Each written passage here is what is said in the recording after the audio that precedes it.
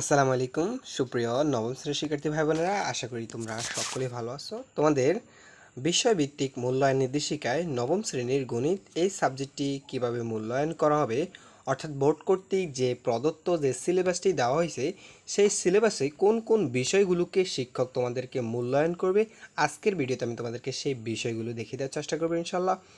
প্রিয় শিক্ষার্থীরা, এখানে তোমরা জানো তোমাদের প্রত্যেকটি কাজকে পিআই সূচকের মাধ্যমে, এই যে আমি তোমাদেরকে যদি দেখাতে চাই, মেবি তোমরা জানো তবু তোমাদেরকে দেখিয়ে দিচ্ছি। প্রত্যেকটা এখানে পারদর্শিতার সূচক বা মাত্রা পিআই সূচক ব্যবহার করবে এবং পিআই সূচকের আলোকে তুমি কোন যোগ্যতা, ত্রিভুজ, চতুর্ভুজ এবং বৃত্ত, এইখান থেকে তোমাদেরকে মূল্যায়নের যে ট্রান্সক্রিপ্টটি আমি যদি এখান থেকে দেখাতে চাই, এই যে ধরো তোমার নাম এখানে দেওয়া থাকবে এবং তুমি এই পিআই সূচকের আদলে তুমি কোন যোগ্যতা অর্জন করছো, তুমি কি চতুর্ভুজ না বৃত্ত না ত্রিভুজ, এরপর এই পিআই সূচকের মাধ্যমে তুমি কোন যোগ্যতা অর্জন করছো।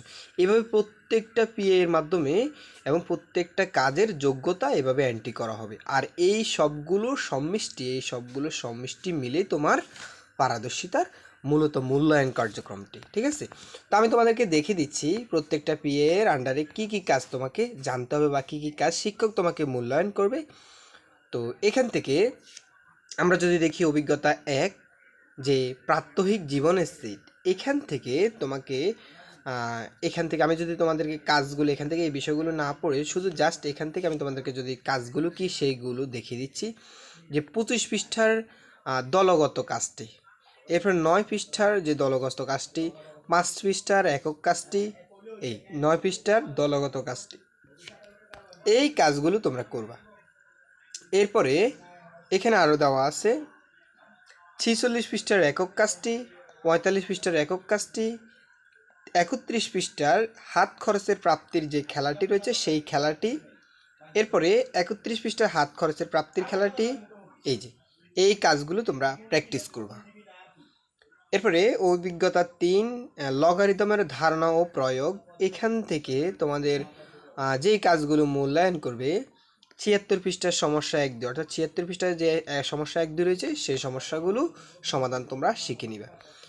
এরপরে অভিজ্ঞতা 4, এখান থেকে প্রকৃতি ও প্রযুক্তিতে বহুপদী রাশি, এখান থেকে তোমাকে প্রত্যেকটা মূল্যায়নের ক্ষেত্রে পিআই সূচক ব্যবহার করে তোমাকে 82 পৃষ্ঠার যে একক কাজগুলো রয়েছে, 90 পৃষ্ঠার একক কাজ, 112 পৃষ্ঠার 7 নং সমস্যা এবং 112 পৃষ্ঠার 7 নং সমস্যা, সেটা তো বললাম, এই কাজগুলো তোমরা শিখে নিবে। অভিজ্ঞতা 5, এখান থেকে বাস্তব সমস্যার সমাধানের যে সমীকরণ রয়েছে সেখান থেকে তোমরা 114 পৃষ্ঠার যে চকটি রয়েছে 5.1, সেই চকটি পূরণ করবা। সেই চকটি কীভাবে পূরণ করতে হয় সেটা শিখবা। 114 পৃষ্ঠার 5.1, 117 পৃষ্ঠার জোড়ায় কাজ, 117 পৃষ্ঠার জোড়ার কাজগুলো। এর পাশাপাশি আমরা এখানে যদি অভিজ্ঞতা 6 দেখি, এখানেও পরিমিতিতে ত্রিকোণমিতি, ঠিক আছে। শিক্ষার্থীরা, তোমাদের সবার প্রতি একটা রিকোয়েস্ট থাকবে, তোমরা যারা আনন্দ স্টাডি ভিডিও এই চ্যানেলটি এখনও সাবস্ক্রাইব করোনি প্লিজ সাবস্ক্রাইব করে দিও, আর যারা করছো তাদেরকে অসংখ্য ধন্যবাদ, তাদের প্রতি অনেক কৃতজ্ঞ। ভিডিওটিতে অবশ্যই একটা লাইক করে দিবে, আর তোমার যে কোনো পরামর্শ কিংবা মতামত তোমরা যদি জানাতে পারো কমেন্ট করে, আমি ইনশাল্লাহ প্রতি উত্তর করার চেষ্টা করব। এরপর আমরা যদি অভিজ্ঞতার সাথে যাই, এখান থেকে দেখো কৌণিক দূরত্ব পরিমাপের ত্রিকোণমিতি, ঠিক আছে। তো এখান থেকেও আমরা দেখব আমাদের কাজগুলো কি। 170 পৃষ্ঠার চকটি পূরণ করতে হবে, 71 পৃষ্ঠা, 77 পৃষ্ঠা, আচ্ছা 77 পৃষ্ঠার জোড়া জোড়া কাজগুলো। এরপরে এক্সপিরিয়েন্স 8, এখানে সুষম ও যৌগিক ঘনবস্তুর পরিমাপ, এই পার্ট থেকে তোমরা দেখবা 203 পৃষ্ঠার 3, 4, 5, 6 এই 4টি অঙ্ক সমাধান দেখবা।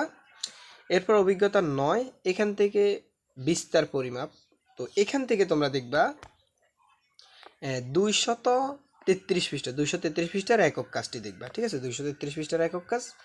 এরপরে এই ছিল তোমাদের মূল্যায়ন নির্দেশিকায় যে সম্পূর্ণ সিলেবাসে কোন কোন বিষয়গুলো শিক্ষক তোমাদেরকে মূল্যায়ন করবে। প্রিয় শিক্ষার্থীরা, আবারও রিকোয়েস্ট থাকবে, যারা চ্যানেলটি সাবস্ক্রাইব করেনি প্লিজ সাবস্ক্রাইব করে দিও, আর যারা করেছো তাদেরকে অসংখ্য ধন্যবাদ। ভিডিওটি এতক্ষণ দেখার জন্য আন্তরিকভাবে তোমাদের সবাইকে ধন্যবাদ জানাচ্ছি। আল্লাহ হাফেজ।